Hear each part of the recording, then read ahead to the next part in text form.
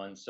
For those of you who don't know me, I'm Darren Orchowski. I am one of the co-heads of our technology industry practice here at Allan and Overy.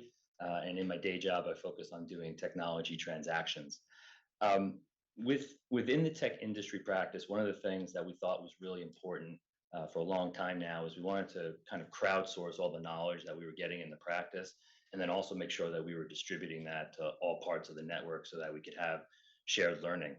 And this is really an important initiative. Now, I'm based in Silicon Valley, although I'm here today in New York. And in Silicon Valley, we tend to see a lot of emerging technologies before they wind up in other jurisdictions. And that's really an important thing for us as we go about sharing things to the larger network. But it's not always the case that it starts in Silicon Valley. We do have a lot of technologies that will develop in other jurisdictions. And again, that's part of the crowdsourcing and the knowledge sharing that we want to make sure that we capture. And this is really important, right? As a network of 3,000 plus lawyers around the world, we want to make sure that we're institutionalizing that knowledge so that whether you're a tech transactions lawyer like me in Silicon Valley, you're a tax lawyer sitting in Asia, or a banking lawyer in Europe somewhere, you'll have this institutional knowledge. So with that, Bijal, Philip, and myself started Tech Academy. And this is another installment of Tech Academy in which we try to share those learnings. And then in addition to that, bring in industry experts from outside to talk about particular topics. Now, today we're going to talk about the metaverse. The metaverse has had a very big rise in popularity. It's also had some falling down to popularity. And it's a very timely thing to discuss in light of some recent announcements by Apple this week. And so with that, I am excited to introduce our guest speaker today, Courtney Harding. Let me tell you a few things about Courtney, and then I'm going to give her the mic to go through a presentation, and then we'll take some questions at the end. So Courtney is the founder of Friends with Holograms. It's an award-winning agency that's produced a lot of really good content and consulted on a lot of very important things in the augmented reality, virtual reality, and mixed reality space. Courtney, also importantly to this discussion, is an in-demand expert for helping us understand how the metaverse can become a new platform, a new frontier for creating better and more accepting communities. And that's really a big part of the discussion that we want to have today. I really wanted Courtney here to talk about this because I think she's a pioneer in a lot of solutions that have to do with virtual reality and its applications for training and improving corporate culture and other operations. And this is in a number of areas. So workplace inclusion, how do we address racial bias, mental health, and things like that. And Courtney's done a number of these programs for companies like Lowe's, Target, PwC, Amazon, just to name a few. She's also currently working with Meta. And in that, she's helping to shape strategy around learning and has also created some good pieces for them, including What is the Metaverse, which is very appropriate for our discussion today, which is a groundbreaking course that covers all aspects of the metaverse and again is looking at safety and inclusion issues. And it was really in this context, I think, and our firm's work with Meta where we cross paths, including a number of initiatives where Meta was looking to help train up developers to get onto virtual reality and create opportunities for people developing, but also to share content. And I think we also worked on some stuff that led to actually a documentary that won an award at South by Southwest. Yeah, and that was a really good project. And then also at South by Southwest, which we attended and sponsored a bunch of things, and I had a speaking engagement. Courtney was on an even bigger stage at South by Southwest. And it was at that point I knew we had to have you come and help teach us a little bit and help us learn. So in addition to South by Southwest, she has also taught at a number of universities, spoken at Davos and on a number of similarly large stages. She's also the author of a couple of books, including her most recent, which touches on these technologies and how they can affect social change. And so with that, a very warm welcome to Courtney. Thank you so much. Oh my gosh, what a lovely introduction. So thank you all so much for having me today. Oh, zoom in. So yeah, that was a great intro. So you can read what's up on the screen as well, but let's just dive right in because, I want to make sure we leave time for discussion and Q&A. This has been a really hot topic, especially in the last week with some really big announcements. So I want to make sure we have a lot of time for interaction. But yeah, let's get started. So the top level is this. The metaverse is here, right? Now, I have in the 7 years that I've been working in the space, seeing the metaverse and VR and AR and all these sort of associated terms be the next big thing and be dead and be the next big thing and be dead. And I kind of call it like Schrodinger's technology at this point, because no one quite knows whether it's like the greatest next thing ever or whether it's just like dead as a doornail. And tech bloggers love to declare things amazing and dead the next day. And it's a lot, right? But the point is it's here and it's happening, but it is still poorly understood by many, right? People have a lot of misconceptions about the metaverse. I'm going to address a lot of these myths and realities in this talk, but it is really something that every business needs to understand. And you might at this point be kind of skeptical. You're like, why does a law firm need to know about this technology that is, primarily associated with gaming or kids or kind of strange niche communities? I was interviewed by the Financial Times earlier this year, and I described the metaverse as a collection of freaks and weirdos. And that's not entirely true. Obviously, there are more people in the metaverse, but it is kind of niche still, right? It's not a thing that a mainstream person would spend hours a day in. However, if you go back in time, and we'll talk about that next, when the internet first started, it was the same thing. The internet was a niche thing. There's a famous clip of Bill Gates being interviewed by David Letterman in, I think, 1994, 95, don't quote me on that date, but David Letterman's very skeptical of the internet, and he sort of calls it like weird loner monthly or something. And that was the perception of the internet back then. Now, almost 30 years later, it's very different. It's a mainstream thing that everyone uses. So this is kind of where the metaverse is. It's very nascent steps, and it's going to get much bigger. And also, it's already here. So you can dive into Horizon Worlds, which is Meta's platform. You can use Roblox. If any of you have teens or tweens, you are probably very familiar with Roblox. It is a place where a lot of young people are. Spatial, which is a great platform, specifically kind of for more artsy stuff, but you can use it for a lot of events. Decentraland, which is more of a crypto-focused platform, and a lot of different others. So this is just an interesting example of a conference and a meeting that was held in the metaverse last year, just sort of showing it as an example of how this looks, right? And this doesn't look that weird. So again, this is already happening. So what I want to do next is kind of go back a little bit. So we're going to do a quick walk through the history of technology. And depending on how old you are, you might think this is very strange. You might think this is nostalgic. Well, this is very nostalgic to me. So this is my first computer, the Apple IIe with 2 disk drives. I'm very much dating myself here. Look at that thing. Now that thing does not look like this thing that I am presenting from, this very sleek, beautiful little MacBook Air.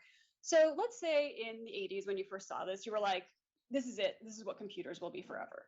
Clearly, you would be wrong, right? This technology has gone from what it was, which at the time was pretty revolutionary, to what it is now, something that everyone has, everyone uses. And of course, it's much smaller and better designed. So the point is, my first computer, or whatever your first computer was not the end of computers, right? How many of you remember AOL? How many of you are hearing a really awful screeching noise in your heads right now? I am too. I won't do it for you, but you know what it is, right? So I remember getting an AOL disc in the mail when I was in high school and signing up for AOL and thinking, this is the internet. This is the future, right? Clearly, dial-up internet was not the future. It was at the time. Now it's not, right? So you kind of get where I'm going with this. AOL era dial-up was not the end of connectivity, but 2000, after the dot-com boom, this happened. The internet is just a passing fad as millions give up on it. Now, clearly, that didn't happen because we live attached to our devices 24/7, 365. Probably not great for us, but the point is the internet was not a passing fad. And I have seen in the last month or so a lot of versions of this story about the metaverse. And in 20 years, when we're all in headsets, somebody will show this as a slide. Maybe not me, I'll be retired by then on a beach somewhere. But somebody, some younger version of me, will show this as a slide, and everyone will have a good laugh when they see that article, right? So, again, this is all cyclical.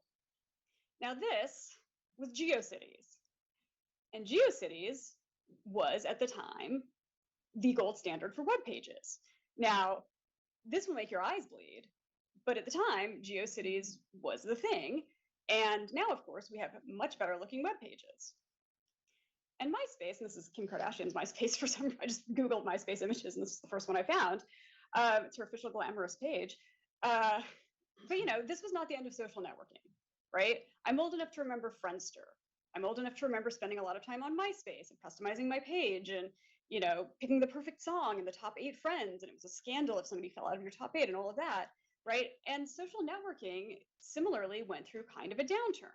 You know, the mid-aughts, social networking was not in favor. It was only when Facebook started to really rise that social networking got a lot bigger. And I'll talk about Facebook specifically later on. But again, the point I'm making with all of this is not to walk down memory lane, although it is kind of fun and it's very bright. But the point is this: the metaverse will evolve and change and grow in how it looks and operates. The metaverse we have today looks vastly different than what we had a few years ago, and it will look vastly different a few years in the future. That's just how technology works. So the idea that the metaverse is a fixed thing that is always going to look the same and people aren't going to have legs in Horizon Worlds or whatever people like to make fun of, that's just a silly thing to get stuck on. So what I really want to do is focus on what you can do now to get started, and then what you can do as this grows in the future. And the other thing I want to point out is that Gen Z is already in the metaverse. So to go back to Roblox for a second, young people are very familiar with this technology. You know, kids, especially like tweens, and even older folks like, you know, teenagers and 20-somethings have spent a lot of time in the metaverse. They're in Fortnite, they're used to online gaming, that's how they communicate with one another, and now younger folks are in Roblox. And again, this is normal to them, right? So again, you're not obviously hiring these people at this point, but there are still things to think about when you consider this audience, because this audience will grow up, and we'll talk about that in a little bit. So let's talk about a myth of the metaverse, which is the idea that if you build a metaverse world, people will just come. Now, this is from Field of Dreams, a movie that I haven't seen since the 80s, but if I remember the plot correctly, this guy builds a baseball field in the middle of Iowa, and ghost baseball players show up and then play a game, and it's a good movie. However, the metaverse requires a little bit more of an investment than this. You can't just build something and expect it to happen, right? So what I want to do is kind of place this in context and talk about social media and some of the mistakes that were made sort of in the early days of social media and how you can learn from them as you think about building in the metaverse. So this is an old Twitter page. And here's the thing, I'm going to just copy this. I was wrong about Twitter. I think in the end, I might be right about Twitter, given what Twitter is today. But at the time, I was wrong about Twitter. So in 2008, 2009, back when Twitter was really becoming a big thing, I was an editor at a magazine, and my interns were coming to me and saying, you know, you really need to get on this Twitter thing. It's so cool. You're going to reach all these new audiences. It's so exciting. And I was like, ugh, whatever, fine. I looked at it. I was like, this is people tweeting about what they eat for lunch. Like, I don't care. So I said to the interns, you know, if you want to start an account for the magazine, go for it. Knock yourself out, have fun. I didn't supervise it, didn't manage it. I just let the children run it. Now, today, I would be fired very quickly, but no one knew, right? I certainly thought Twitter was going to be a silly little thing about lunches and weird, you know, random opinions, and then it would just kind of go away. Clearly it didn't. So my point with this is, if you start thinking about building in the metaverse, right, obviously it's great if you have younger folks who are native to the space, know a lot about the space, working on this. That's fantastic. But you can't just kind of brush it aside and say, oh, let the kids do it, right? It needs resourcing, it needs supervision. And the other thing it really needs is a reason and a purpose and a voice. So this is a pretty famous example from Twitter, because Twitter for the first couple of years, brands didn't really develop unique voices. They were posting information, you know, oh, our sale is tomorrow, or oh, hey, we've got this new product. Like, it was informational, but it wasn't until a few years in that Twitter, the brands on Twitter and other social media platforms started developing really unique voices. So this is from the Super Bowl in 2013 when the lights went out in the Superdome in New Orleans, and Oreo just put this up almost immediately. And it was the birth really of like real-time response advertising for brands. This is huge. So you knew saw the level of engagement it had, and you kind of saw Oreo developing this voice. And again, this is really important in the metaverse. You can't just sort of put up a world and then let it go. It needs to have a voice, and it needs to have a reason. And that voice needs to be consistent with your brand voice. So this is a very strange example, but I kind of love it. So Denny's in the mid 2010s was really kind of struggling with folks aged maybe 20 to 50, right? So Denny's had a young audience because, you know, high school students can't really go anywhere except to Denny's. And they had an older audience because, it, you know, that's traditionally a Denny's audience. But sort of the middle group was really not interested in Denny's. So they hired this social media agency and they said, go crazy. And as you can see, they went crazy, right? Now, obviously, this is not something a law firm would post. So I'm showing this to you as an example, not to mimic, obviously, because this is really weird, but just to say, like, you have a voice, right, as a company. It's not going to be as weird as this, but it is a voice, it's a POV, it's a perspective. And that's what you need to really harness in this space, right? Just building a generic world and kind of letting people explore it and spend time in it is not really enough. You need to have something that's a differentiator that sets you apart. And that's where this is really important. So let's talk about who's doing this well. So this is Nike's world in Roblox. This is one of the most popular metaverse worlds around. So Nike does a couple things really well. The first is they've built something that looks great. This looks really cool, if nothing else. However, just looking really cool is just the first step, right? So what Nike does is they resource this correctly. They have a lot of people who work on this. They spend a lot of time on this. They have events, they have communities. They create reasons for people to come and spend time in this world. And that's the real key. You can't just build something and have it live on its own. You really, at least initially, need to resource it correctly. And you need to think about why people will want to keep coming back again and again. Now, this is H&M's store in the metaverse.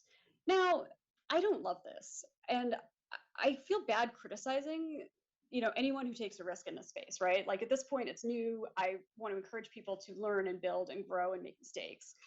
But this H&M example is just kind of there. It's not terrible. It's not offensive, but it's a store in the metaverse. Okay, but why? And more importantly, why would you go there more than once?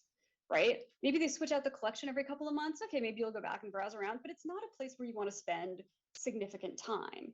And it also doesn't really give you anything that like their website wouldn't or their physical store wouldn't, right? So when you think about building in the metaverse, if that's the avenue you go down, think about why would people want to spend time there?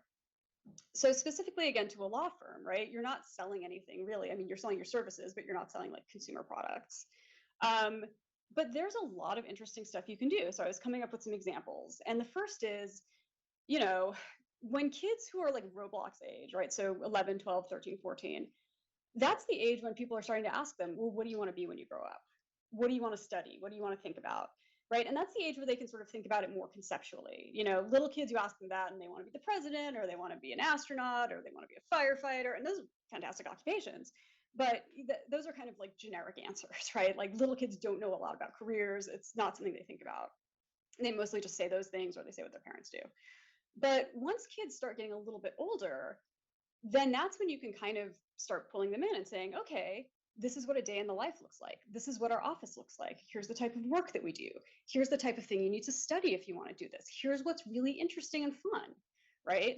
You can build something to attract a younger audience to get them excited about doing this work and show them what's cool about the work that you do. And especially because you're so tech focused, right? That's something that kids get excited about. You can create games and puzzles. I did not take the LSATs. I took a practice LSAT at one point. And I was like, nope, goodbye. But my best friend, who's a lawyer, did. And, she had to take a lot of logic and logic puzzles. I mean, these are things kids really like. So if you think about what can we do to attract this younger audience, that's the type of thing you can create. Now, you can also create worlds where you do things like have meetings, have collaborative sessions, do whiteboarding sessions, right? There's a lot of workplace tools for the metaverse right now. And the nice thing about that is you do feel more present.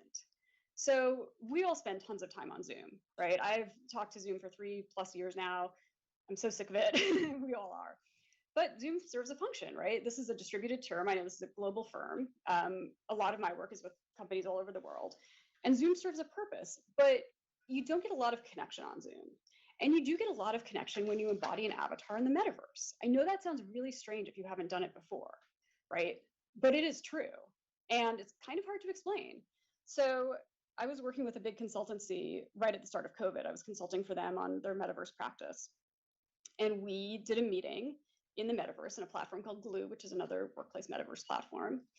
And I was just kind of keeping an eye on things as people were coming in. And out of the corner of my eye, I saw these two avatars drop into the space. and they kind of saw each other across the virtual room, and they like flew and embraced. And I just kind of clocked it, and I was like, oh, this is interesting. I want to see what happens here. So we did the meeting. It was great, nice collaboration session, whatever.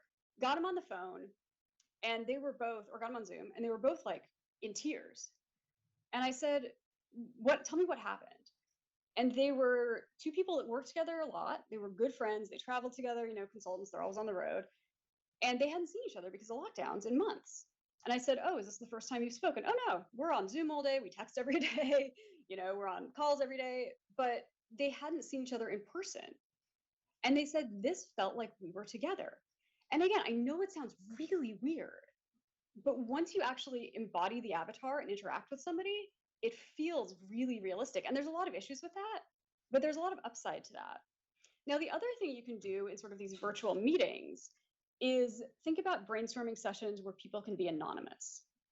I'm guessing at a large firm like this, you have a lot of people who are at different levels, right? You have senior partners and junior partners and people that are 3 weeks out of law school and interns, and everyone has something to bring to the table. But in firms, it can often get really hierarchical, right? People tend to write off the opinions of younger folks because they're not as experienced, or older folks because they might be, not as experienced in a certain area. So one thing that a friend of mine did with his company, which I love, he created a metaverse world where everyone was represented as a similar avatar, and the avatars were funny. They were like pink rabbits, so it was very sort of lighthearted. Everyone had their voice disguised, so they sounded like they were in witness protection, but you couldn't tell if it was a man, a woman, accents, anything. And everyone was just randomly numbered 1 through 10, so there was no hierarchy. So they picked people from the C-suite down to the interns and everywhere in between in different departments, dropped them in and had them do a problem-solving exercise. And it was great.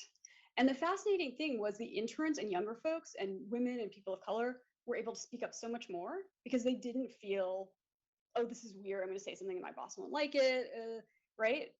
And the bosses were like, oh, this is amazing. We have all this talent that we never quite recognized. And it really did a lot for the collaborative culture at that company. So thinking about how when you're solving problems and you have a lot of problems to solve, right, how you can bring other people in and use this technology to make it so that they can actually all collaborate really well. So those are just a couple examples. I mean, if you have specific questions after this, we can talk more, but those were just as I was thinking through what this firm could do in the metaverse. Those were just some of the first things that I thought of. Now, and again, we've talked about this a little bit before, but the metaverse really attracts Gen Z, right? Roblox, Minecraft, Fortnite, they're used to this tech. So thinking about how you can reach that young audience, and by the way, in 10 years, that young audience will be in law school. They'll be your junior colleagues. This will be their new normal. So thinking about, again, as you do training and education for this young audience, they're used to this. If you have them sit and watch a video, they're gonna just walk away, right? There's gonna be a real competition for talent. And if you can be in this space from day one, that's gonna really signal to them that this is something that you know and care about. And then, thinking about right now, yeah, it is young people, it is kind of smaller groups, fringier groups, whatever, but it will scale. So this is a graph of Facebook's monthly active users. And again, I do work with Meta. They are one of my clients. So I will admit that there's a little bit of a bias there. But look at these numbers, right? This is like 1/3 of the world's population is on Facebook. And Facebook launched in like 06, 07. So in less than 20 years, they went from like a little niche thing that college students used to 1/3 of the world's population every month logging onto this website, right? They redefined everything. So when people talk about Meta and there are criticisms of Meta for sure, but more than I think almost anyone, maybe Apple, they are able to take technologies mainstream. So that's why I really strongly believe that Meta and Apple and all these other companies will make this happen because they have experience doing this. And I want to touch on a few other really strong case studies that I think you'll find really interesting.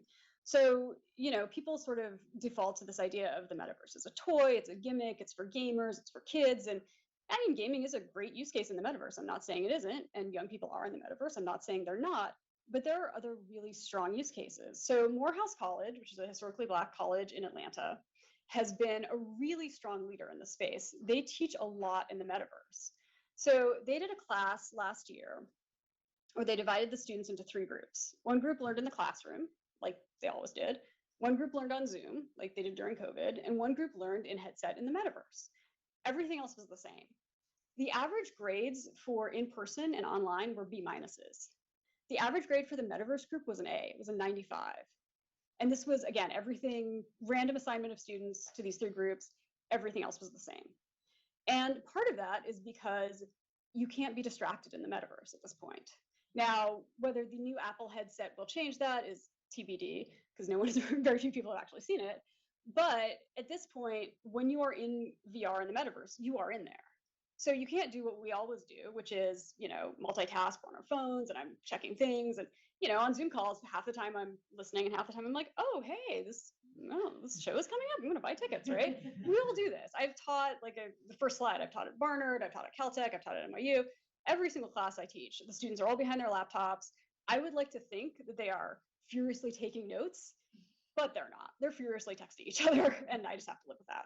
So, this is a way to keep people really focused and engaged. And that's another thing for meetings. If you have meetings where you want to make sure everyone is really paying attention, this is what you can do. Because I figured out how to multitask in the metaverse. It's not hard. It's not easy. And also you have to make your neck do really weird things, which I'm going to make a chiropractor really rich someday, I think. And I want to share another really good example and close, kind of start wrapping things up with this. So this is Black Rock City, which is Burning Man's camp. So Burning Man is for those of you who are in Silicon Valley, you know exactly what it is, right? Burning Man is this big festival. It happens once a year in the Nevada desert. It's art and music and culture and tech, and it's pretty cool. So in 2020, when Burning Man was canceled because of COVID, a bunch of people who were involved in Burning Man decided to build a virtual version. Now, this was a little shooting fish in a barrel type of a thing, because again, the Burning Man audience and the sort of VR super techie audience are very linked, right? So this wouldn't work for a lot of events, but it worked really well for Burning Man. And what they did was fantastic. So they took everything that was good about Burning Man, which is the art and the camps and all the people and the cool stuff that's happening. They kept all that. They built virtual versions. Then they took everything that was bad about Burning Man, which is it's really expensive. Tickets sell out immediately.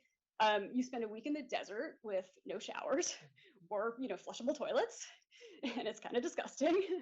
And they got rid of that, right? You don't have to deal with that. That's all gone. And then they added what was magical about the metaverse, which is you can fly. You could fly around the playa and drop into different camps. You didn't have to bike or walk. And they just made it so fun and interesting and easy to use. And again, this is a very strong use case because it's just who the audience is. But I really love what they did. And I think that's kind of the core way to think about this is what's the good stuff we can keep? What's the bad stuff we can get rid of? And then how can we make this magic? How can we use the magic of this technology to make it even more interesting? So I was watching the Apple event on Monday, and the first hour was everything else. And by the time they got to, oh, there's a Snoopy interface for the watch, I was shaking. I was about to explode. And then they finished that finally, and Tim Cook got up on stage. And when Tim Cook said one more thing, I screamed so loud that my dog jumped out of her bed and fled the room. And luckily, my neighbors weren't working from home that day because they would have called the police and been like, there's somebody being murdered in the apartment. Oh no, I'm just watching the Apple keynote. Sorry. This is game changing. And I also want to say Meta did announce the Quest 3 earlier or last week, which is also going to be a fantastic headset. And we're going to start seeing other players in the space step up. And I think the consensus is really, this is good for the industry. So even if it's Meta, even if it's HTC or HP or any of these other players, the rising tide will lift all boats. And what Apple will do is start taking this technology mainstream, right? This device is going to come out next year. It's going to be very expensive. It's going to be very basic. It is not meant to be a consumer device. I've seen so many people talking about this. I put this in all caps on my LinkedIn. It's not meant for consumers. It's meant for weirdos like me and developers and people that want to build, because this is historically what Apple has done, right? They put out this first version that is pretty simple and very basic and kind of expensive, and they let developers go crazy, and then they followed the devs, right? So there was a lot of talk with the Apple Watch about how it wasn't going to work, it was too niche, it was too strange.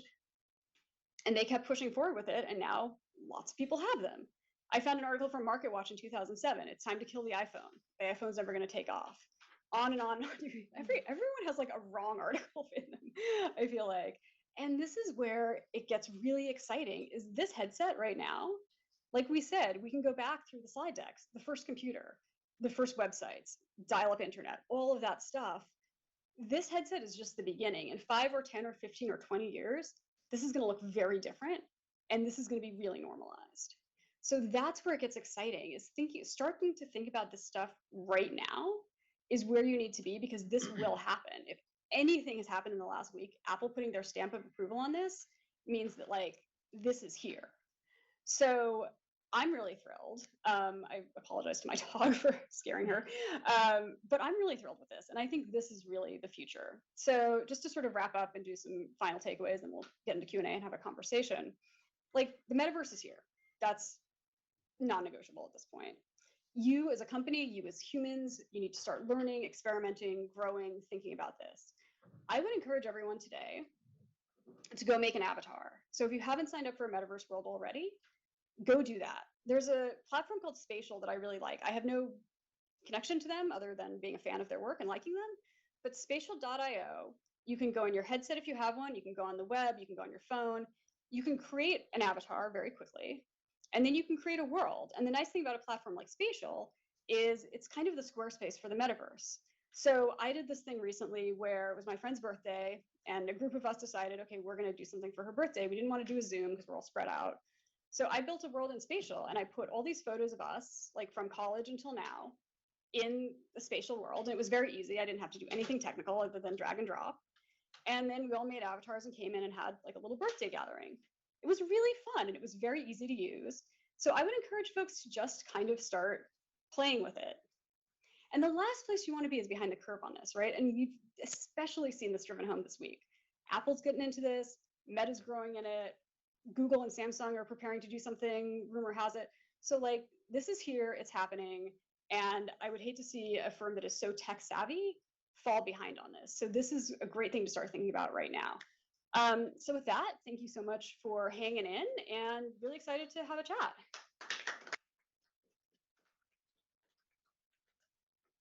Got us thinking here. Well, Courtney, thank you for sharing these thoughts. Really appreciate the insights, and for for our lawyers and the folks who are dialing in, really want to stress that there's a couple of angles on this, right? There's the angle of like, how do we use these types of technologies in our business, like internally, and there's also how we use it in terms of advising clients, right?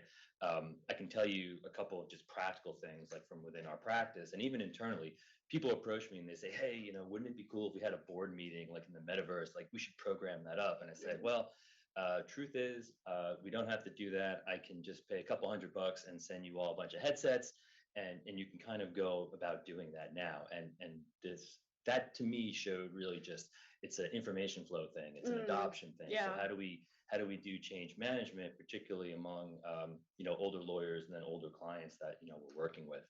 The other thing is the other direction. So we do a lot of work in the gaming space, in the virtual reality space. And one of the things that's really interesting to me, because we also do a lot of work in the enterprise software space. Yeah. So your comments around like Roblox, it resonates with me. I still remember when my kids were growing up. I have teenagers now, but as they were coming up, my mom would always lecture me about like, oh, they're always on the screen, they're playing Minecraft, they're playing Roblox. And I'm like, it's kind of okay. It's like digital Legos, and there's interaction, there's building, there's learning that's going on. And what's interesting as we head towards enterprise software, as that generation gets older, the way they kind of play will kind of inform, I think, the way that they work, right? Absolutely. So there's a real business imperative in kind of Absolutely. looking after these things. Yeah, Roblox actually is really interesting in that they actually have a really robust education initiative.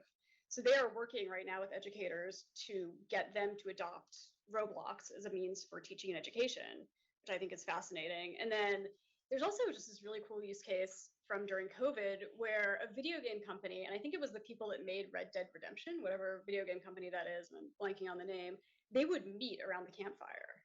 So they would play whatever level you have to play through, and then they would get to the campfire, and they would just sit and have their meetings there, just like their, project update meetings, which I love, because again, this is how people are used to, experiencing things. And I can see how this can work really well for work too. Yeah, a lot of applications.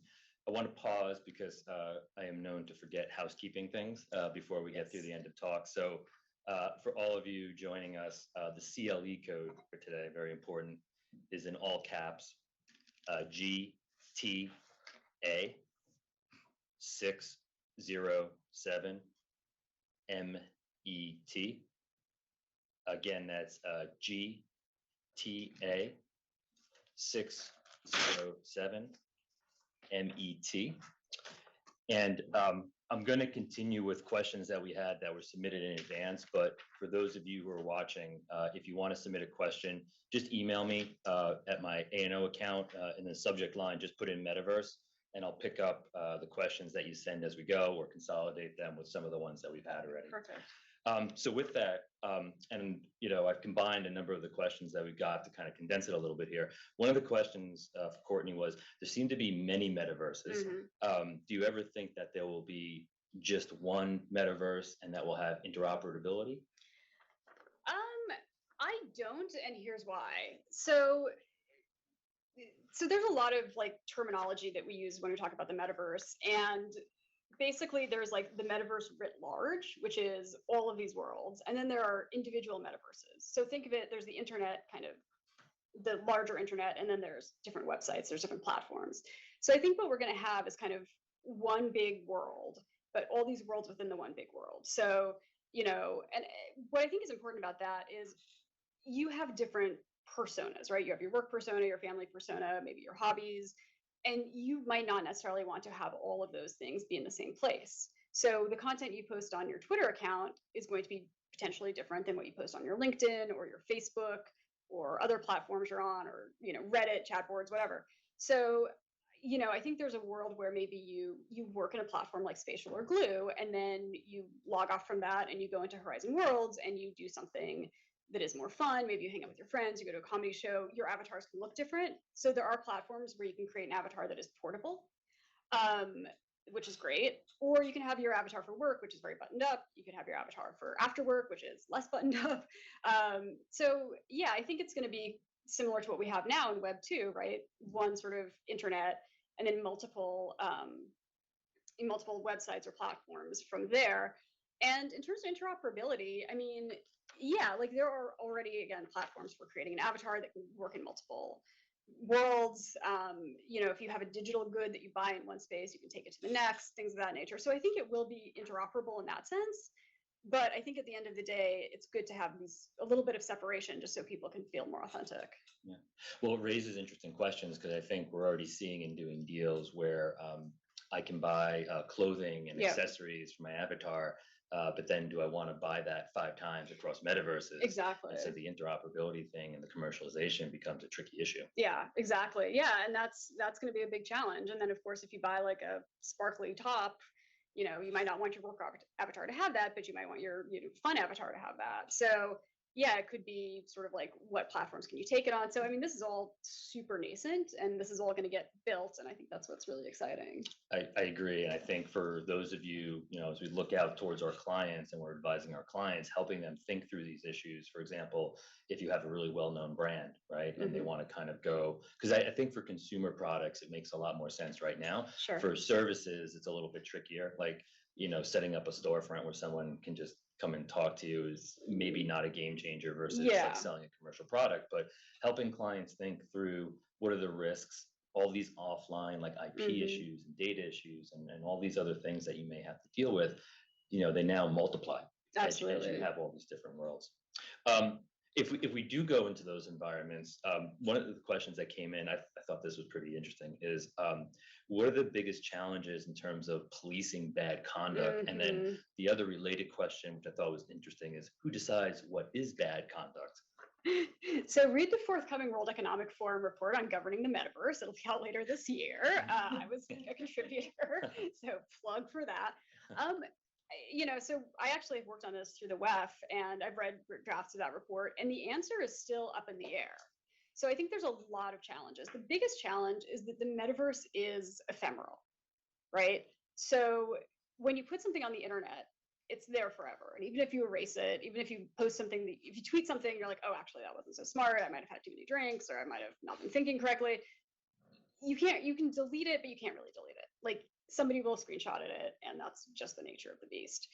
With them, which is good and bad, right?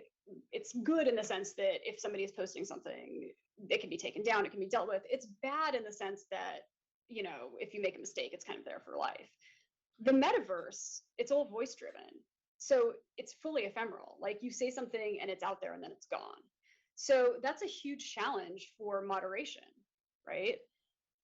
There's no record, really. I mean, people can record, but it's just a much harder moderation challenge. So, there's a couple things with that. One is, if the metaverse is kind of everywhere and nowhere at the same time, whose laws govern it? So if you've ever tried the experiment where you change your location settings in Twitter to be in Germany, which has very strict hate speech laws, the content you see will probably be different than if you're in the United States or another country that does not have those type of laws. In the metaverse, like, who governs that? Who decides that? If a German user says something really offensive, right, can the German government crack down on that? Like, who rules the metaverse? So that's a big part of it. And that's something that is still being worked out.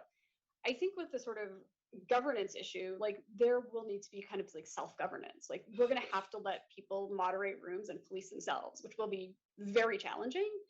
I think an example that I kind of look at is Reddit. Like, Reddit, for all of its faults, does have a pretty strong self-governance model in terms of people in Reddit threads will kind of moderate each other. So I think that's the future potentially, but it's a huge problem, right? And it's something that we need to solve sooner rather than later, because what we've done with the internet was kind of wait and wait and wait and wait and wait, and now it's just out of control. And the lesson we need to learn from that is we need to start regulating it in smart ways as soon as possible. Whether that will actually happen is very much up for debate, but that is the recommendation. Yeah. I think that question was asked by a very entrepreneurial and enterprising lawyer that was perhaps looking for an angle, because I do think within a lot of the tech companies, they have lawyers and non-lawyers who've kind of crossed over into what I would call like a policy function. Absolutely. And so it's a little bit of almost like drafting laws and legislation. And this is all like, just like it is the case with like generative AI right now. I think people are trying to figure this out. So that might be an opportunity for us.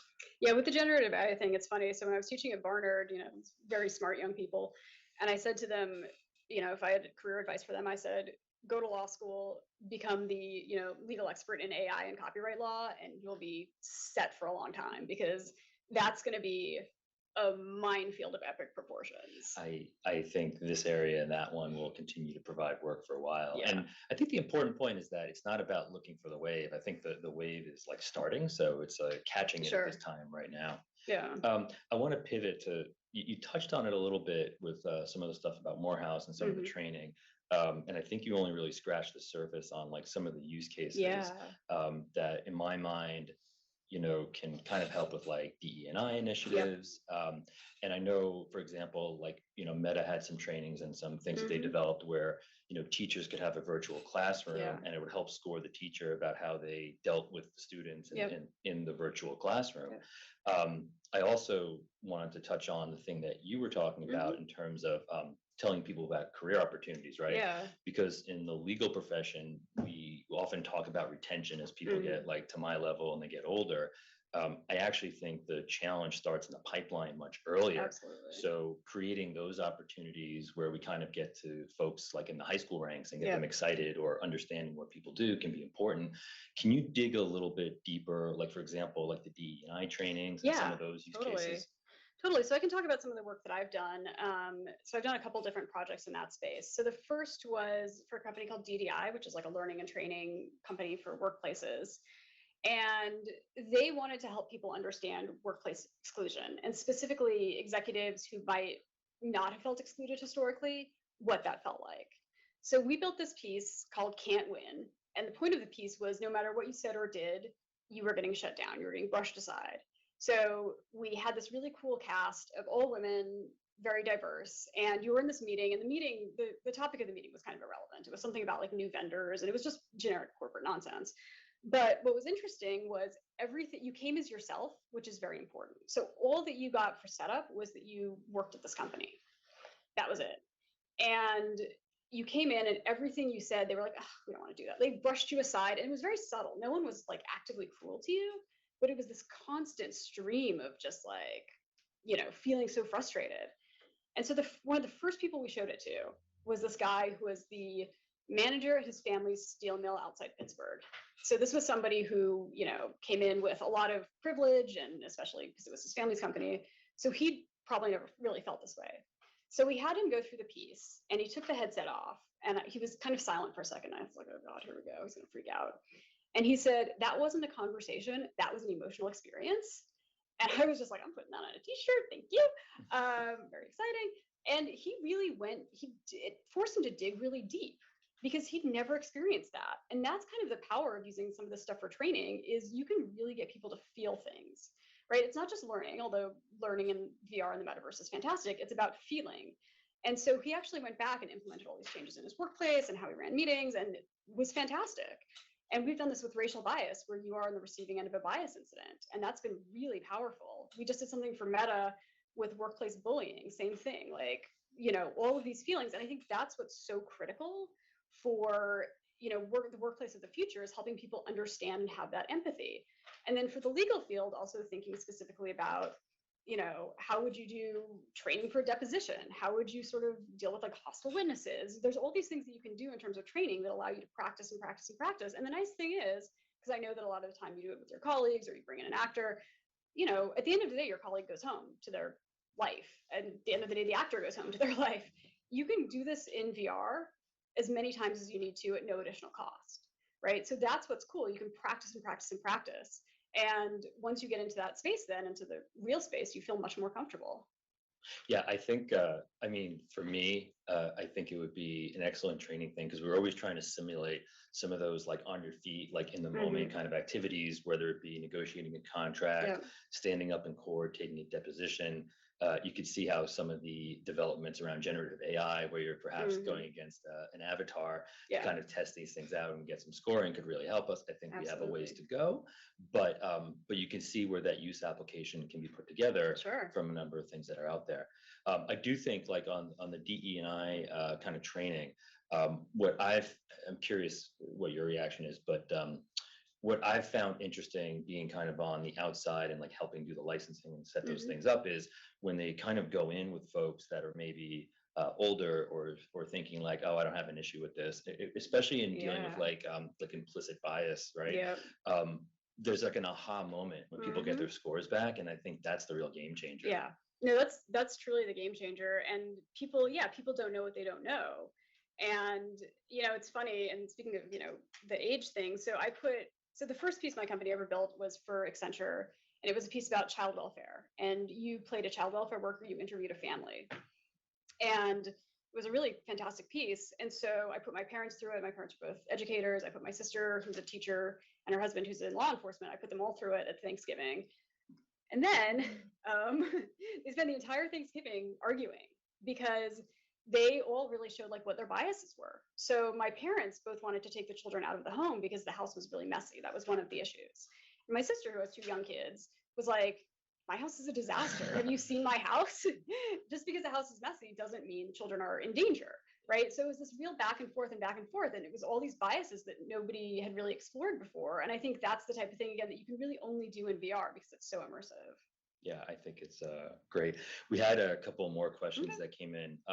Going back to the top, to the interoperability question, have you seen any kind of creative solutions to maybe resolve that? And how far away do you think we are potentially from being able to kind of port your avatar and its gear across platforms? Well, so there's a platform called Ready Player Me that exists right now. You can go create an avatar there that is an avatar that will work across different platforms. So some people are building in this space already. I think that's pretty close. I think, again, it's getting the players to all work with each other, or maybe creating a set of standards where like, this is the avatar standard, right? So much like if you want to do your Twitter image, your LinkedIn image, whatever, like you can use the same photo for that, creating some sort of a standard where it's like, this is the avatar standard. Now, the challenge with that is every avatar looks kind of different, right? So your Horizon Worlds avatar doesn't have legs. Oh well, like that's going to look different than your spatial avatar, which does have legs, but it has a kind of a strangely shaped body. And then your face is actually your face. It's a selfie. So, I think it's going to be a lot about like standardization. But I think it's doable, and I think it will probably happen relatively soon. Do you think a lot of people like to leverage publicly available tools because of a cost basis, right? So, like for example, things like Unity and other like tools. Do you think that will drive interoperability, or do you think the different metaverses will want to have a walled garden and kind of prevent that? I hope not. I mean, I really hope that eventually we do have something that's more interoperable. Although, again, I do think that it's good to have different platforms just for different events and personalities. But yeah, ideally it would be great to have something in between where you can move around if you want to, but you also can have that space of, okay, this is my Horizon Worlds avatar where I go to a comedy club after work, and this is my Glue avatar where I'm having meetings all day. And I think having that separation is actually really nice and allowing people to create these different personas. And then, another thing with avatars is right now we're moving in the direction of avatars being like human-like, right? So they're cartoony, but they are recognizably human, or they're meant to be human. And thinking about, do we need that? Can we have avatars that are not human-like? Why do we have to make avatars that look like cartoon versions of us? Could we have avatars that are different? Could we have avatars that are animals, or however we want to do it? And that's just a thing that we're going to play with and is going to evolve. But I think that's going to be really fun. Oh yeah, you had a question. Sorry. Yeah, sure. Just a quick follow-up question on the interoperability. Do you think we're also close to having blockchains being interoperable and related digital assets? Because currently you can't really use digital assets across different blockchains or different platforms. How close are we to that? So I don't know where the mic is set up in the room. So just for the for the camera and the recording, Dario had a really good question, which is essentially, do you think we're close, or is it possible to leverage blockchain technologies to help accelerate maybe some of this interoperability? So there's a company called Lamina One. One of the founders is Neil Stevenson, who is the great sci-fi author. A friend of mine works there, and they are trying to build just that. So Lamina One is in process right now. That's exactly the problem they're trying to solve. So assuming they succeed, which I hope they do because they have a fantastic team, then yes, I think that is coming. Thank you again for submitting questions. Kind of continuing on I think this is framed as a DE&I question and accessibility, but I think it actually goes in a different direction. People may have limited resources, they may have mobility issues. Can you talk a little bit about maybe some of the shared experiences or the educational opportunities to maybe bring stuff from different places to the user? So for example, maybe I'm a family that can't afford to go visit the Louvre, right? But I can bring the Louvre to you. Maybe I can't go to see the pyramids. Can you talk about some of those opportunities and what's happening? Yeah, those are all fantastic use cases. And a lot of that exists already. So Meta is building some really cool stuff where they're like volumetrically capturing museums and building out these beautiful, beautiful 3D museums. They built one for the Natural History Museum of London that is like phenomenal. So that's happening. Lots and lots of like virtual field trips.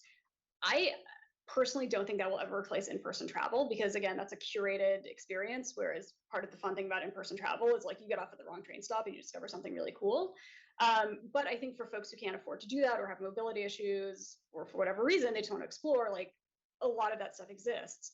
I think virtual conferences and events are another really great thing. As much as I enjoy being in person with people, and I really do, and I missed it the last couple of years, a lot of women who have young kids, it's very hard for them to travel. A lot of folks with disabilities or, other commitments, it's hard for them to travel all the time. It's not great for the environment that we're flying around constantly. It just isn't.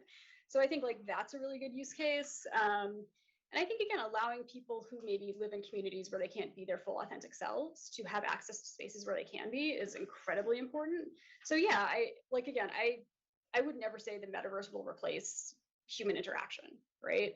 There's nothing that will replace that ever. People can and should still go outside and touch grass all the time, but this is like additive, right? It's not a subtraction, it's an addition to all of the things we can do.